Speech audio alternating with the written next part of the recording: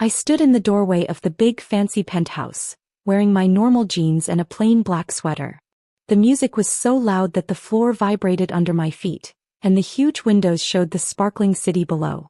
Inside, 28 men in very expensive suits and shiny watches turned to stare at me like I had fallen from outer space. Before I continue, don't forget to subscribe and join the awesome community. Drop a comment below to tell me where you're watching from and what you think of the story. My brother Alaric, 32, was standing in the middle of the room in a tuxedo that looked like it had cost more than what most people make in a whole year. His bachelor party was happening all around him. There were towers of champagne, platters of seafood with shrimp and oysters on shiny plates, and a private bartender mixing drinks that were $50 each. The Meridian Grand Hotel's crown penthouse, all 4,000 square feet of it, glimmered like a palace. Alaric's face looked confused, then embarrassed. "What are you doing here?" he asked, his voice a little shaky. I held up the invitation that his fiancée Isolde had sent me 3 weeks ago. "You invited me," I said. "Well, Isolde did," he said, "but family should be here." "Only family." Alaric's best man, Cashin, a man with slicked back hair who worked in finance, looked me up and down with a mean, judgmental face. "Dude, seriously, your sister showed up dressed like she's cleaning houses," he said, and the whole room laughed really loudly. "I'm a brother, actually," I said softly, correcting him. "And these are comfortable," I added, meaning my jeans and sweater. "Yeah, but a brother who clearly didn't get the dress code," another man said. "This is a 5-star hotel. They have rules." Alaric walked over, looking red in the face. I couldn't tell if it was because of drinking or because he was embarrassed. "Kel, look, I appreciate you coming, but this is kind of an exclusive thing.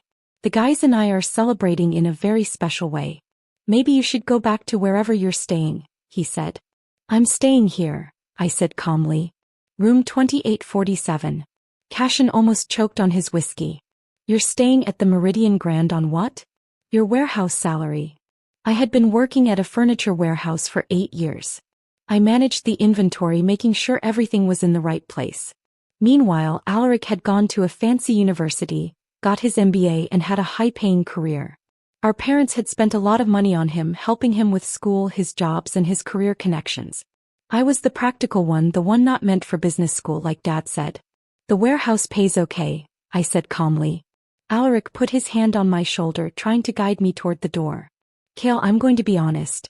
This weekend costs me $40,000.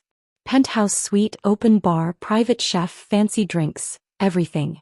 My groomsmen are all rich and successful. You're here in your simple clothes, it's just not the vibe we want."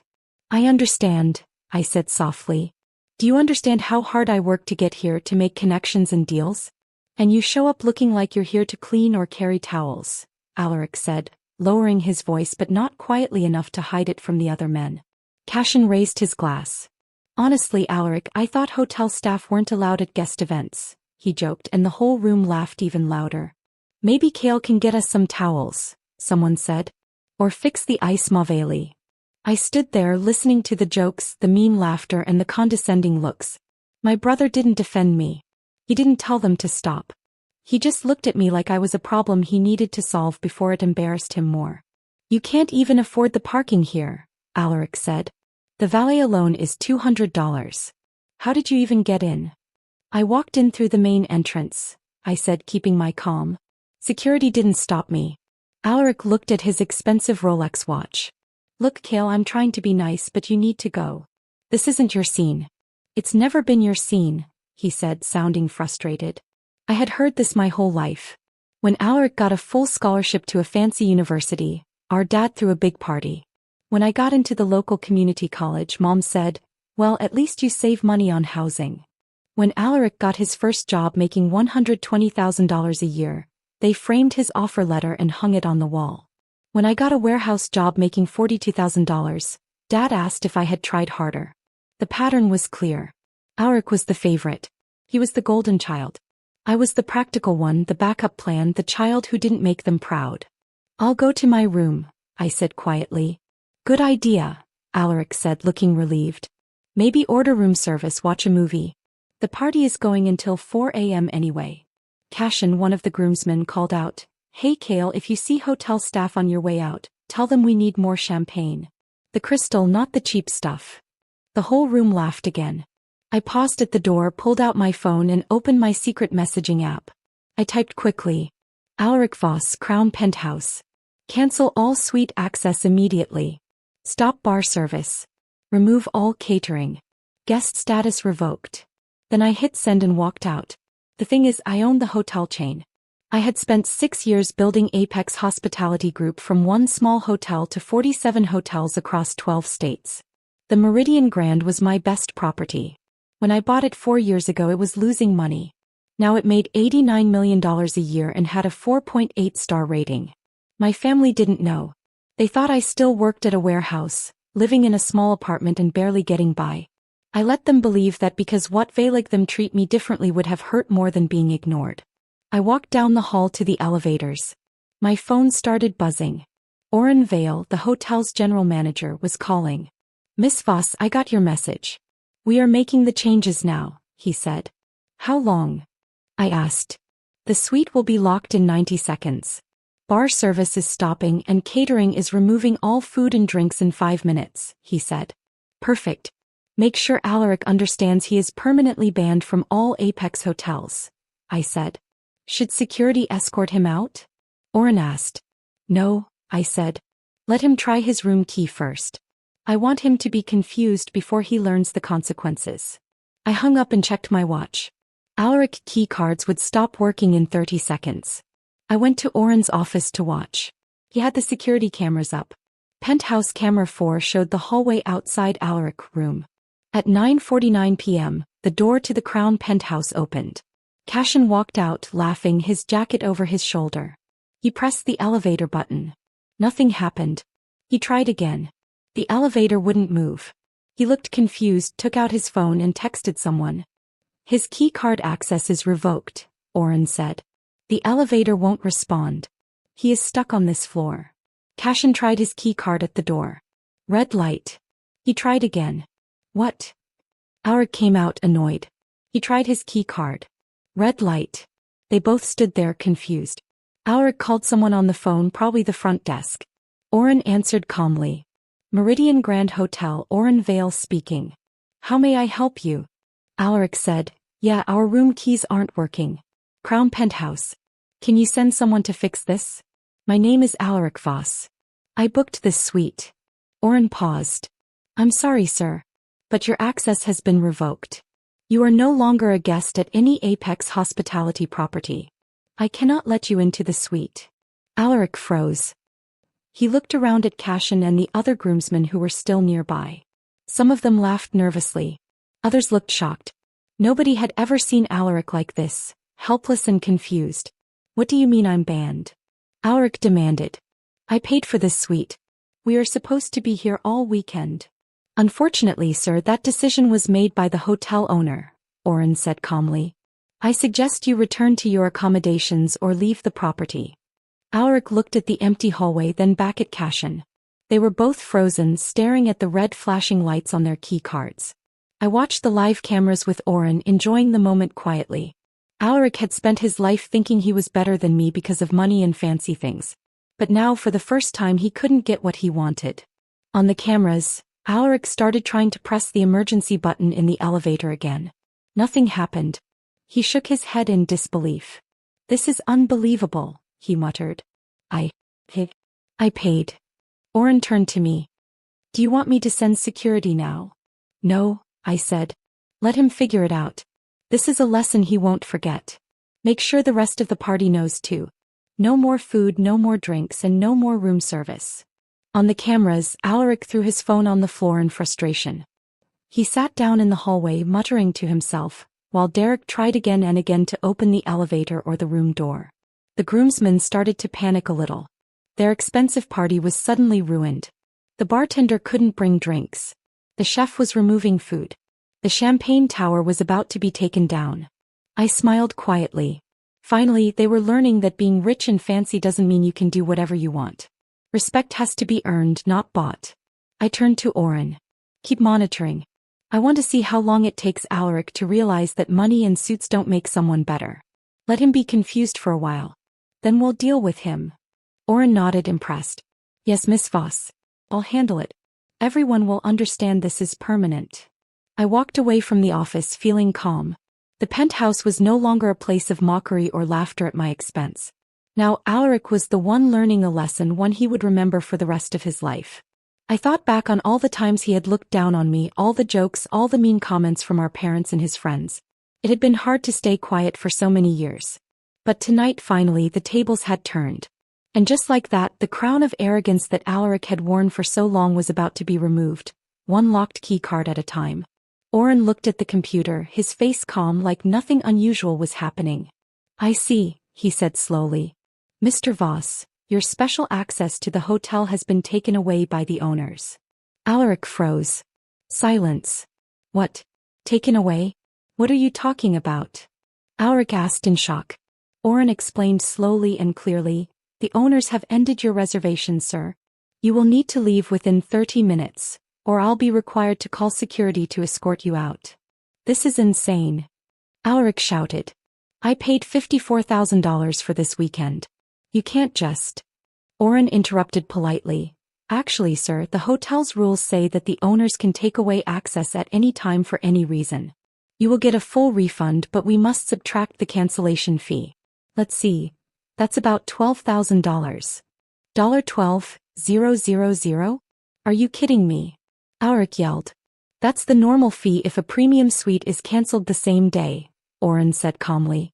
It's written in section 7.3 of your booking agreement. Alaric's face turned red.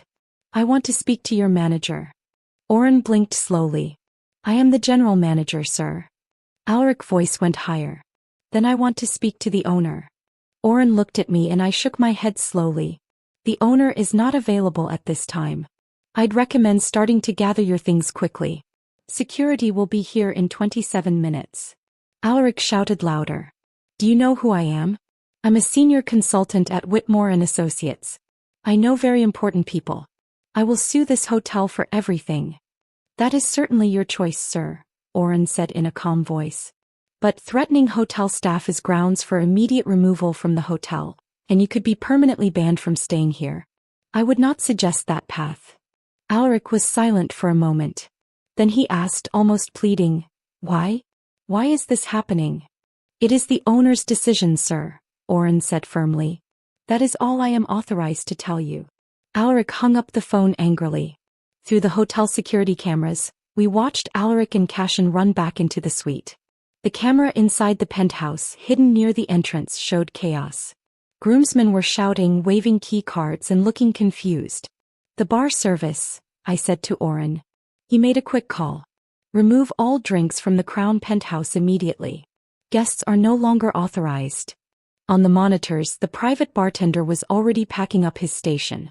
One of Alaric's friends tried to stop him, but the bartender held up his phone, probably showing the order to end service, and continued to take the bottles away. Next, the catering team arrived. They moved quickly and professionally, taking away the elaborate food displays. Alaric shouted, What the hell is going on? One of the caterers handed him a printed notice. Alaric read it, his face changing color. Pale, then red, then pale again. My phone buzzed. It was a text from Brittany, Alaric's fiancée. Kale, Alaric just called me freaking out, she wrote. Do you know what's happening at the hotel? Did you say something to the staff? They're kicking everyone out. This is his bachelor party. Can you please talk to someone? I didn't answer. Another text came. He was panicking more. They are asking the catering manager for an explanation, Oren said, what vague the monitors. The catering manager, Marisol, had worked at the hotel for 12 years. She was calm and professional, explaining what was happening while Alaric waved his arms and yelled. The groomsmen crowded around, all talking at once. Should we send security now? Oren asked. Give them 15 minutes, I said. Let them try to figure it out first. We watched as Alaric made phone call after phone call. He was trying to find someone who could reverse the decision. At one point he called his father. I couldn't hear what was said, but I could see Alaric's face falling. He looked helpless. Cashin was on his phone too, calling other hotels. But it was 10:15 p.m. on a Friday in downtown Chicago. Every decent hotel within 20 miles was fully booked. One of the groomsmen, Tavian, who had been laughing at jokes earlier, tried to leave using the elevator. His key card didn't work. He pressed the button over and over, but the elevator never came. The elevators are only for authorized guests, Oren explained.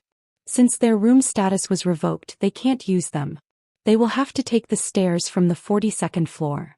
I added, it's clearly marked emergency exit.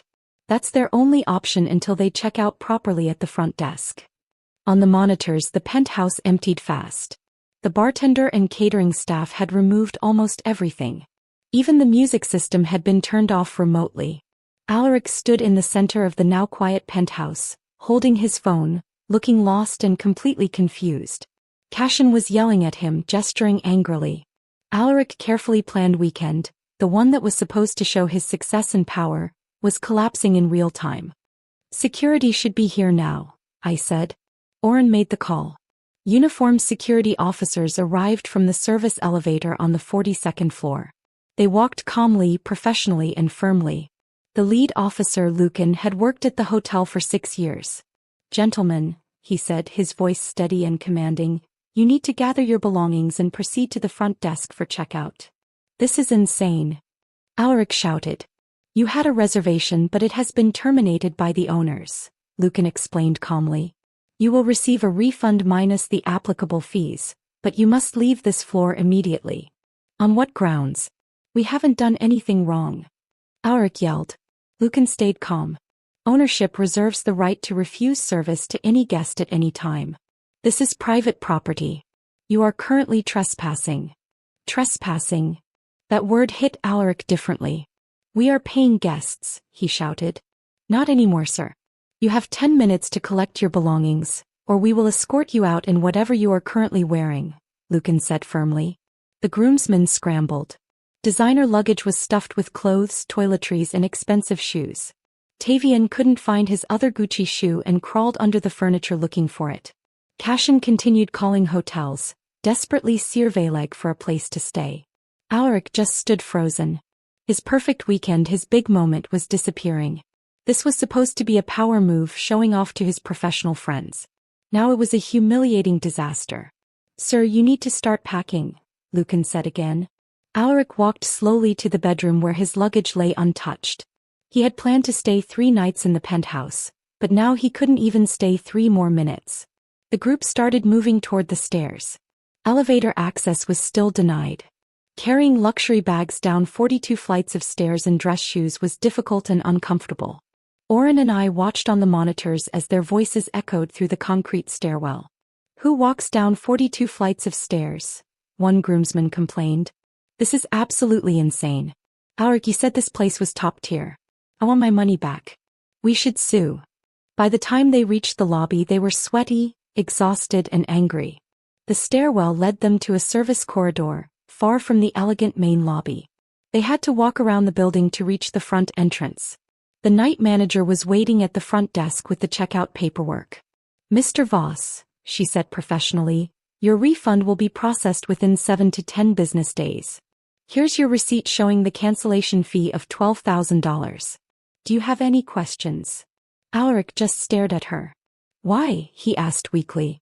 I am not authorized to share that information, sir. Is there anything else I can help you with? She asked politely. Where am I supposed to go? Alaric said. It's 11 o'clock at night and every hotel in the city is fully booked. I can provide you with a list of nearby accommodations, though I cannot guarantee availability, she said, handing him a printed sheet. Cashin snatched it and started calling hotels immediately. I watched from the security office as Alaric's perfect weekend collapsed completely.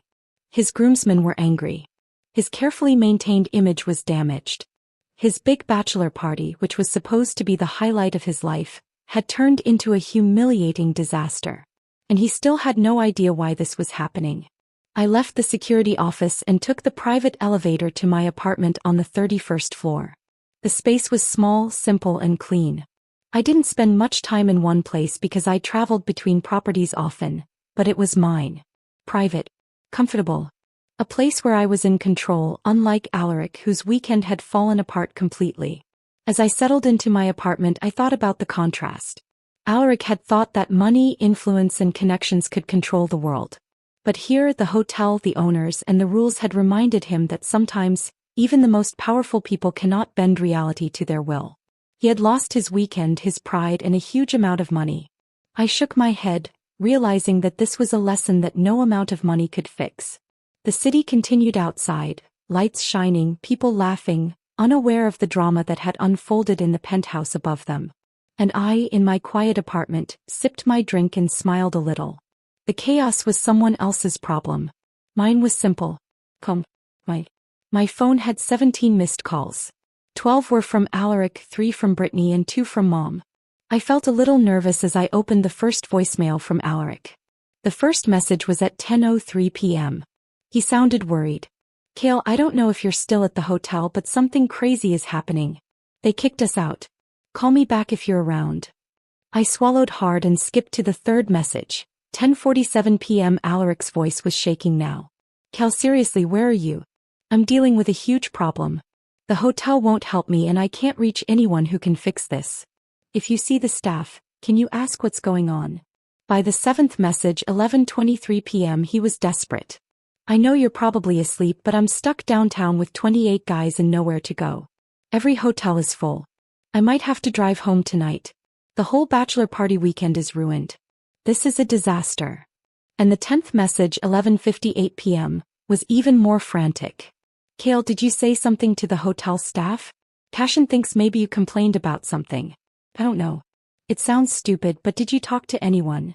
I deleted all the messages without replying. I didn't feel like answering. Instead, I called Oren, who helped manage the hotel. "Is he still in the lobby?"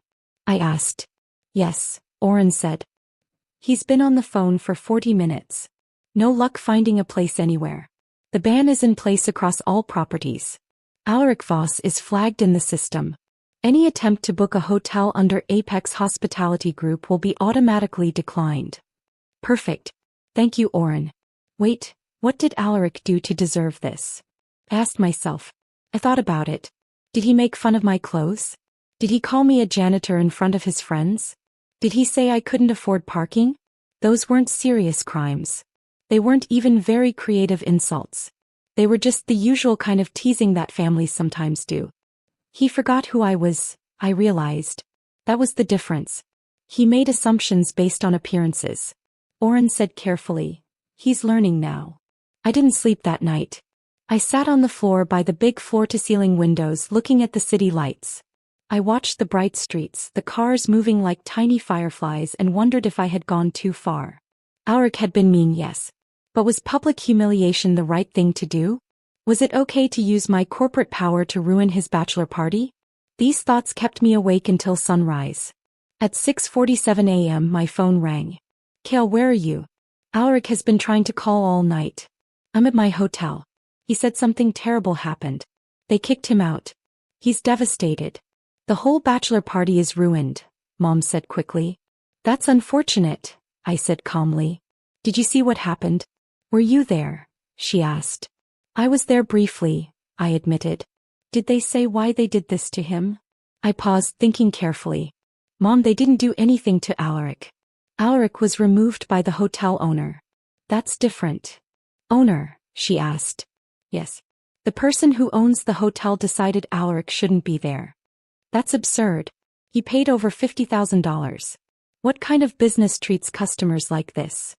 "The kind that doesn't allow certain behavior," I said. "What behavior?"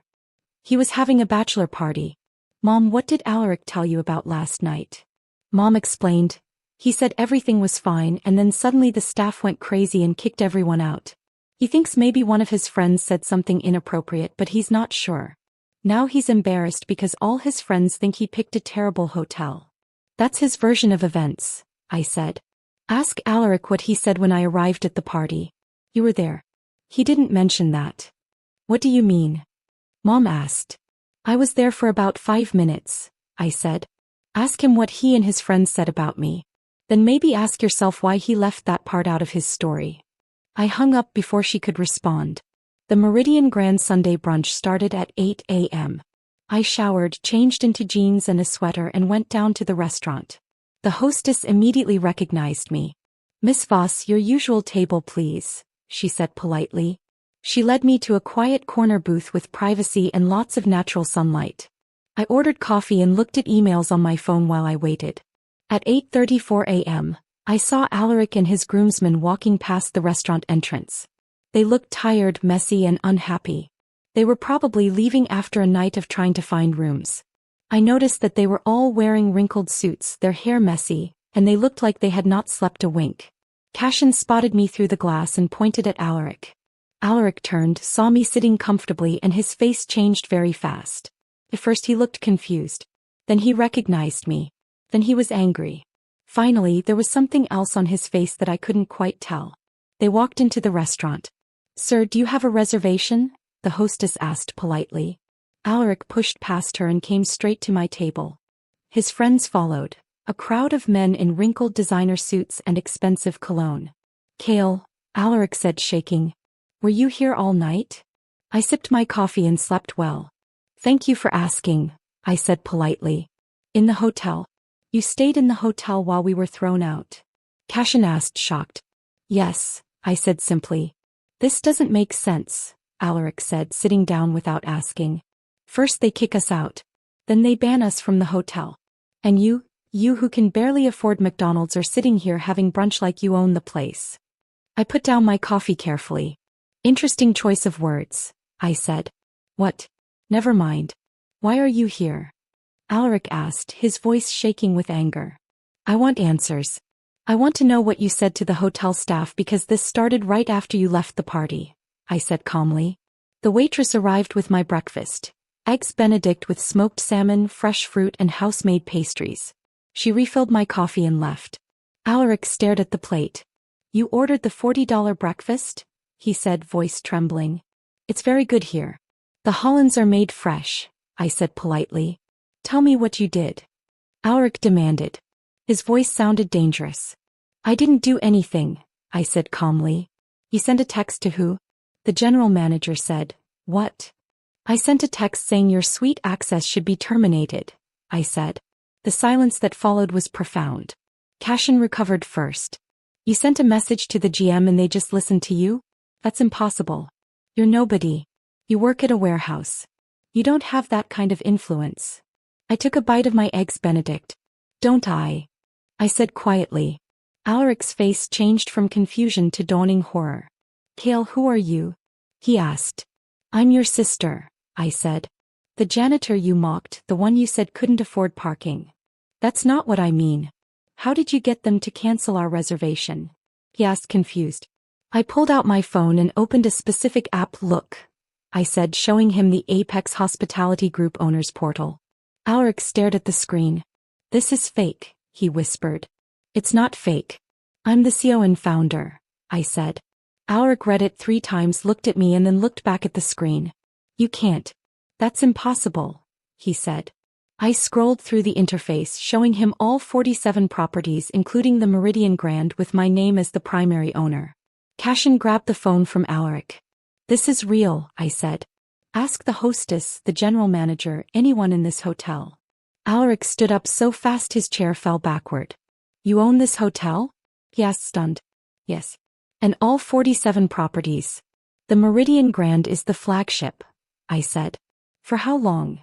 Alaric asked, still in disbelief. 6 years building the company. 4 years since I acquired this specific property," I explained. Alaric did the math in his head. "Impossible.